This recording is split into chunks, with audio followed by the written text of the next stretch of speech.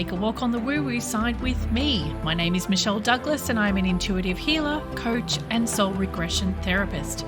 I help people to create health, wellness and prosperity in their lives through a process of clearing harmful or restrictive energies or beliefs.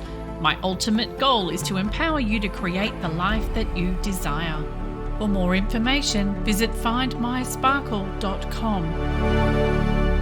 Why, hello there, it's Michelle here coming to you on episode 20 of the Find My Sparkle podcast. So today we're going to be talking about lesson 11 of the Course in Miracles. And this lesson is called My Meaningless Thoughts Are Showing Me a Meaningless World. So this lesson of A Course in Miracles is where we start putting things together, and we're encouraged to acknowledge that the world doesn't determine what you see, but rather your thoughts determine the world you see. So here's what I mean. So do you know somebody who's always ranting about this, that, and everything else in their life that's going wrong? And have you noticed how actually bad things keep happening to this person? It's like they're walking around with a big dark rain cloud over their head, right? So why do you think this is? As you begin to learn or work through what this course is teaching us, you'll learn that you create what you think about. So if this person is constantly thinking about what's wrong, then that is exactly what they will create and keep creating until they make the conscious decision to stop. So when you're stuck in a negative spiral, things can get a little hairy, but you can get yourself out with some commitment and practice. So there's some good news. So here's what I suggest you do if you are caught up in a negative spiral, which is sort of veering off the course a little bit, but I think it's important to share this today. So the first step is awareness. If you find yourself talking negatively or thinking negatively about anything at all, even after the fact, acknowledge that this is where you're at. There is no need to beat yourself up. Just be aware that you were doing this. Step 2 is to stop yourself.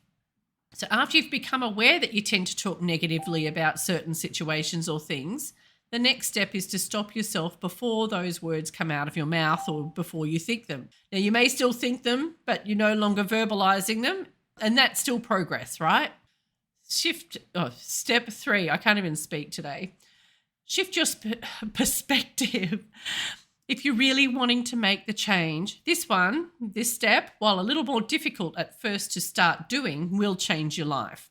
I found personally that the best way to shift your perspective about a situation is to complete the positive aspects process, which is taught by Abraham Hicks. And I've written about it in articles on my blog. But basically how it works is that you choose a thing or a person or a situation that you don't like. So you get a notepad and pen, write down what it is at the top. And for 5 minutes every single day, you need to spend time writing down all of the positive things about that situation, person, thing, whatever it is. Try to look for the good. And even throughout the day, try to search in your mind for the good. So you remember to write it down the next day, right?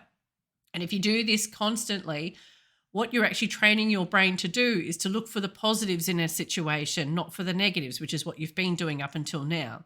So the beauty of this last step is it creates a tangible shift in your energy because it teaches you to look only for the good in that situation or thing or person or whatever. And as this lesson teaches, our thoughts determine the world we see. So if we're constantly thinking positive thoughts, what do you think we're creating, right? These steps outlined are jumping you forward a little further than the lesson intends or the course intends.